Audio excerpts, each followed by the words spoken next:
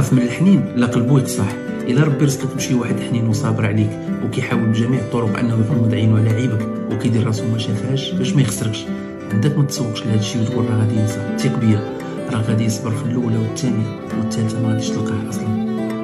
تحياتي.